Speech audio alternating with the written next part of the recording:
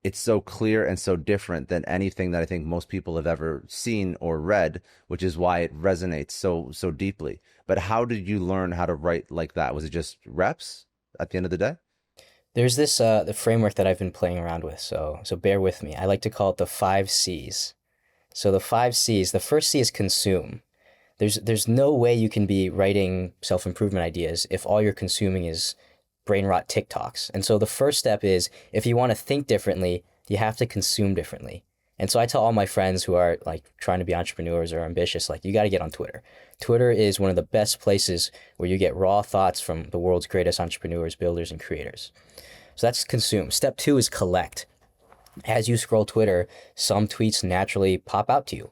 They stop your thumb. And so the question you want to ask yourself is, okay, let's collect these and then connect the ideas. Why are these tweets standing out? And just like I mentioned before, like maybe it's the structure, maybe it's the idea, maybe it's the topic.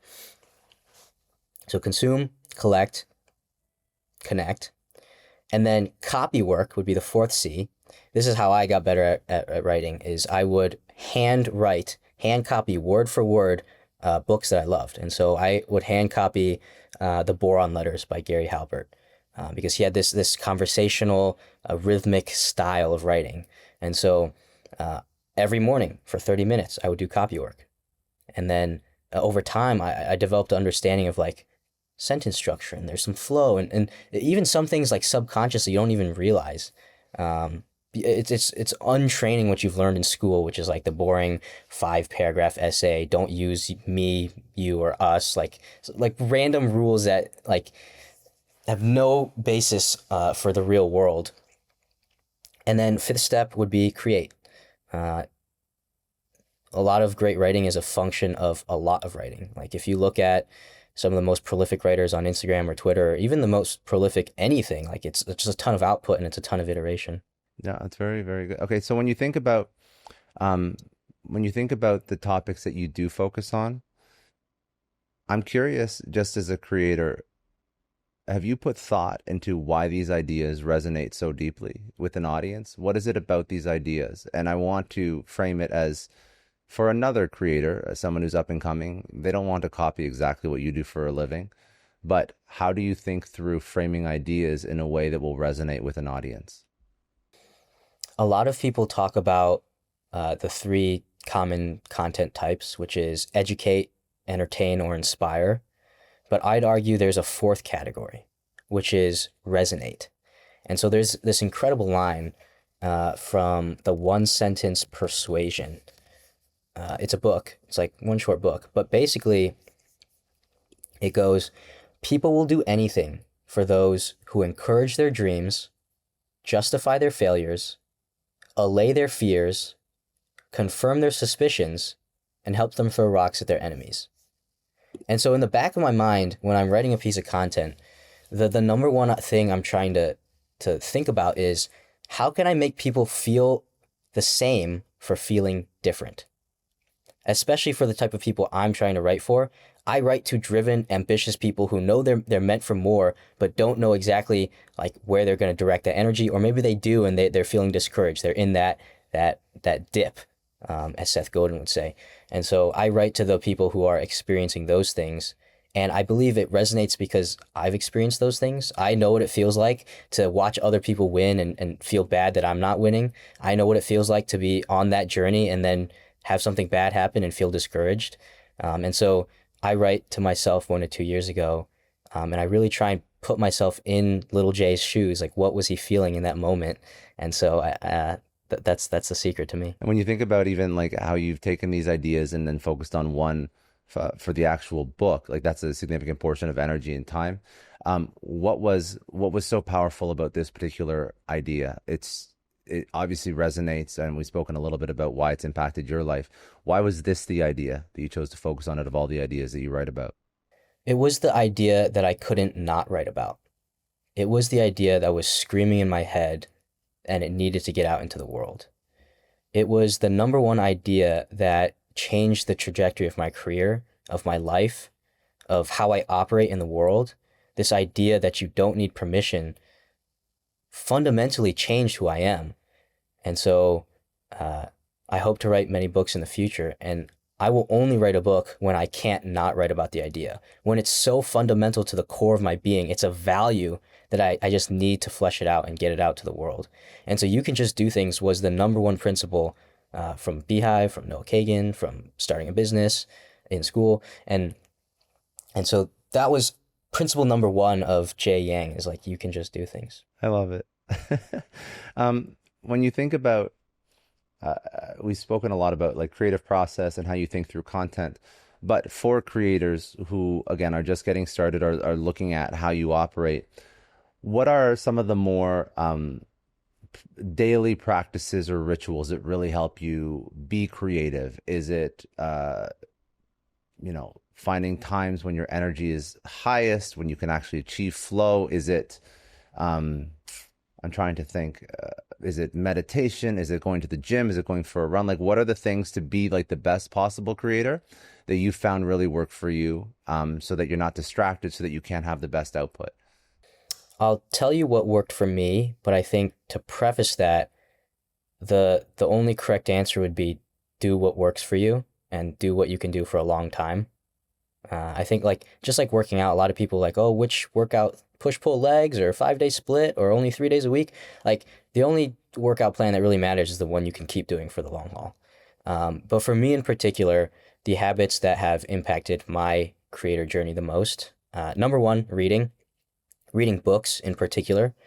I think it's just this idea that you have to sit with this initial boredom or this initial agitation. Like when you start reading a book, it's like it's kind of uncomfortable.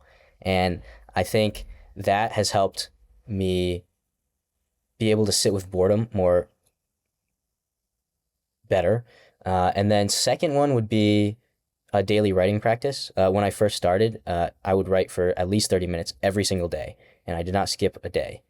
People often talk about the difference between quality and quantity, but the truth is quality comes through quantity. And so you can only get to quality by putting in the reps. And like you can't skip the actual, like people talk about like, oh, get the right pen and use a key. Like the only tool that will make you a better writer is to write. Like you have to write. So that's probably number one, actually. I talk about going to the gym a lot just because I truly believe going to the gym will change your life, but it's also helped my writing ability. When I'm in the gym, I am not doing anything else but lifting weights. And so that allows my subconscious to then wrestle with the idea in the background. So that's what I would say is reading, writing, and going to the gym. I mean, those are the things I talk about a lot, but, and they're simple and they're obvious, but again, we need to put common sense into common practice. Talk to me about sort of your learning process, your ability to not just consume new ideas, but actively apply them. I know you speak about learning machines, and I want to understand that concept. I know you speak about the monkey research method. I want to understand what that means. But just help people, because I think this will help creators who are actively creating, because if you are a creator, you have to be consuming and learning. But it'll also help young entrepreneurs who are just trying to understand new concepts, but under the main thing that I want people to take away from this is not just that you learn, but that you actually take action. I feel like we have this obsession with consuming knowledge and not enough application of said knowledge. And I feel like it's almost like we can end up being lazy or we can make excuses for not working because we're saying that we're actively reading 10 books and listening to 20 podcasts, and we're not actually taking any action towards our goal. So that was a lot, but let's start with just your learning process, your ability to consume new knowledge, new information, and then I want to talk about the importance of action and how you bridge that gap. So being a learning machine comes from the idea from Charlie Munger. It's a quote of his. He says, I constantly see people who rise fast in life who aren't necessarily the most intelligent or the smartest, but they go to bed every night a little wiser than when they first woke up. And that's that idea that like you're either learning and growing or you're dying and detracting. And so a lot of people will become complacent or think that they know everything. But the truth is we all have stuff to learn. And so that's that idea. It's not a tactical idea. It's more of a North Star idea to ingrain yourself into. The monkey research method is, in my opinion, one of the fastest ways to get to the core of an idea. And so the monkey research method is take your inspiration. Say you have one person you look up to. Who is three people who inspires that person, and then you start to climb the tree of inspiration. Who are three people who inspire those people? And now you have a personal board of advisors that you can go seek into. You can read their books. You can dive deeper into their ideas, um, because what you'll find is there's not really anything new under the sun. Everything's already been talked about or mentioned, uh, but we need to be reminded more than need to be taught. In terms of making it practical and bridging the gap between learning and action, my number one tip would be engage in project-based learning. When I first started writing, I started a weekly newsletter where every week I would write and I would document my learnings. When I wanted to learn copywriting, I would do copy work every day, and that was the project. I had a notebook, and I was like, I'm gonna fill this entire notebook with words, and so that's what I did. Um, and so when I wanted to dive deeper into the principle of permissionless action, I wrote a book about it. And people often say like you'll learn a lot from reading a book. Try writing a book. Like you'll learn a ton more from writing a book. And so it's about realizing that learning is not memorizing information, it's behavior change. And one of the best ways to change your behavior is to actually engage in a real world project. If you think about, I want to pull out some last ideas, just some sort of words of wisdom from your journey and how you've evolved as an entrepreneur. But I do want to just give a plug to the actual book. So if people are actually, first of all, they can download it, Kindle, they can go get it on Amazon. So anywhere you get books, you can just do things right now when this is live. Is there any other places that you want to send people, like website, social, any of that? Best place to keep up with me would be my weekly newsletter, janginspires.beehive.com. Perfect. What's your Instagram? I can't remember what your actual handle is. I'll drop it in the show notes as well. It's called @JYangInspires. As a creator, your identity is a superpower because it allows you to put yourself into your content. It allows you to speak to things that you've personally gone through. But at the same time, when your identity is so intertwined and woven into your content, I think that it can be like mentally stressful for people, because that means that when people don't like your content, it's almost like a direct hit at your identity as a human, versus if you had like a product or service and a business, and yeah, it's still your baby, but it's like if somebody doesn't like the socks that I'm selling, I don't really feel like they hate me as an individual. I think a lot of creators get stuck up because their identity is so intertwined with their content. So when they get a negative response or reaction, it's difficult. So how do you navigate that? I mean, how do you navigate putting all of yourself into something and using that to create good content, but at the same time, not letting, the hate, the negativity, which even if you write mostly positive stuff, it's going to come regardless. How do you not let that really throw you off, for lack of a better word? I like to view myself as a scientist. Like we were talking about, that data-driven approach. Any piece of feedback on a piece of content is exactly that. It's feedback. I try and view it not as criticism or hate of me, but of the idea of maybe the way I articulated it. Maybe I said everyone when it wasn't everyone, it was most people. And so just realizing that there are nuances to it and then adjusting from there. I think the second part would be realizing that I write to myself, and so it's not for everyone. And so like if someone doesn't like the idea, it's not for you, and that's okay. I don't think I know a single brand in the world that's for literally everyone. I think they have pockets of people they speak to, and by definition, they'll also have pockets of people they don't speak to. You speak a lot about permissionless action and you don't have to ask anybody to just do what you want to do. But on the flip side of that, when you do take risks, when you do build something, there's always sacrifices. So for somebody who is going to go on this journey, just as like I don't want to scare somebody from not asking permission and just doing things. I think that's a beautiful idea and mindset. But what are some of the unexpected sacrifices that they should prepare for when you start to go on this path? I think the number one fear that stops most people from doing things is this fear of judgment, this fear that those around them will make fun of them or hate on them or not support them. But the actionable piece of advice that I like to give people is like be super clear. Who are you actually afraid of the judgment from? Not people, but like who in particular. And I think when what you'll find is number one, there's not that many people, not as many people as you thought that you're afraid of judgment. It's actually really just one to two people that you had in mind. And then I think number two, it's then you can kind of confront that, not in like a combative way, but you can bring it up to them. Hey, like here's what I'm trying to do. Here are my goals. Like I'd love for your support. And I think when you ask for that, you'll find that a lot of people are more willing to support than you first thought. And when you say that, you actually show them you're serious and you show them that you're committed. And that creates a lot of fans and supporters along the way. The last thing that I thought was really interesting that you speak about, and I've never heard somebody articulate energy this way, but I think energy is so important. I mean, I speak about energy all the time. I always am telling people like it's not about time management, it's about energy management. Like you have to figure out like your energy and how it ebbs and flows throughout the day. But you have an energy test.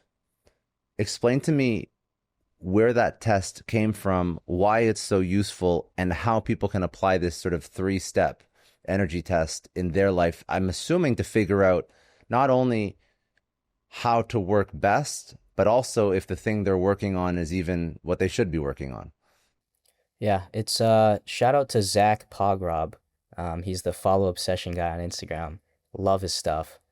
And the whole thesis of obsession is the people who have gone on to achieve the greatest things, not only did they not wait for permission to start, but they were absolutely obsessed with their craft, with their mission. And when you are naturally obsessed with something, you do it more times because you're obsessed with the details. And when you do it more times, you get better than other people, which means you get a better positive feedback loop, which means you want to do it more. And it just kind of creates this self-fulfilling prophecy. And so the tactical advice I like to give people to identify their obsession, I have 3 tests. Number one would be the P test. So pay attention to what you get so absorbed in that you forget to take care of basic needs like peeing. And I've definitely been there myself. Um, the second test would be the midnight test. What keeps you awake at night, not out of stress or because you have a deadline, but out of excitement that you're so absorbed in what you do, you don't want to go to sleep. And then the third test would be the energy test. What do you find fascinating that other people find boring? Oftentimes, the activities that you enjoy but others avoid holds the clues to your unique strengths.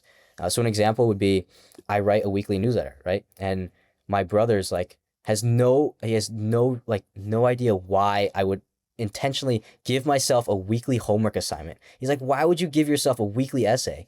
But to me, I'm just so energized by writing. Writing lights me up, and it's something that I can't not do.